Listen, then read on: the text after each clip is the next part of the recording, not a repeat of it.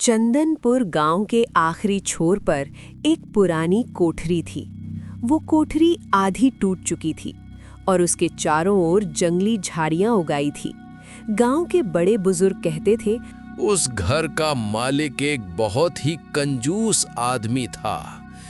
न जाने क्यों उसने फंदे से लटककर आत्महत्या कर ली थी, मगर उसकी रूह आज भी अपने कीमती सामान की रखवाली करती है। लोग कहते थे कि आधी रात को उस घर की टूटी हुई खिड़कियों से पीली रोशनी दिखाई देती है, जबकि वहां बिजली का कोई कनेक्शन नहीं था। उसी गांव में विक्रम नाम का एक व्यक्ति रहता था। उसे पुरानी चीजें इकट्ठा करने का शौक था। एक दोपहर वो अपने दोस्तों से शर्त लगा बैठा, आज शाम को उस भूतिया कोठरी से कुछ ना कुछ जरूर लेकर आऊंगा। सूरज ढलने ही वाला था जब विक्रम उस घर के दरवाजे पर पहुंचा।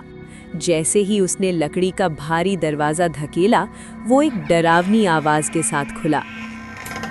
अंदर कदम रखते ही विक्रम को हवा में पुरानी किताबों और सड़े हुए कपड़ों की गंध आई। घर के अंदर बहुत ठंड थी, जबकि बाहर अच्छी खासी गर्मी थी। विक्रम टॉर्च की रोशनी में एक पुराने संदूक की तलाश कर रहा था। अचानक उसे ऊपर वाली मंजिल से पायलों की आवाज सुनाई दी। वो डर के मारे जम गया।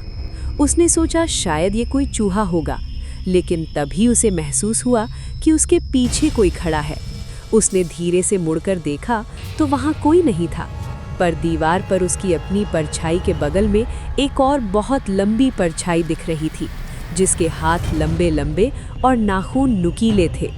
विक्रम ने हिम्मत जुटाई और पीछे की ओर टॉर्च मारी।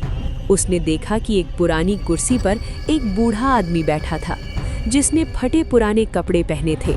वो आदमी बिना पलक झपकाए विक्रम को देख रहा था और हाथ में एक पुरानी चाबी घुमा रहा था। वो बूढ़ा आदमी अचानक जोर से हंसा और उसकी आवाज गूंजने लगी, क्या तुम मेरा खजाना लेने आए हो? इसे ले जाने के लिए तुम्हें पहले मरना होगा। विक्रम के हाथ से टॉर्च गिर गई। वो तेजी से भागते हुए बाहर की तरफ लपका। जैसे ही वो दरवाजे तक पहुंचा, उसे लगा कि किसी ठंडे हाथ ने उसका पैर पकड़ लिया है। उसने पूरी ताकत से झटका दिया और बाहर की ओर कूदा। वो घर से बाहर तो आ गया, लेकिन जब उसने अपने पैर की ओर देखा तो वहां काले रंग के पंजे के निशान छपे थे। इस घटना के बाद कोई भी व्यक्ति उस वीरान कोठरी के आसपास भी नहीं जाता।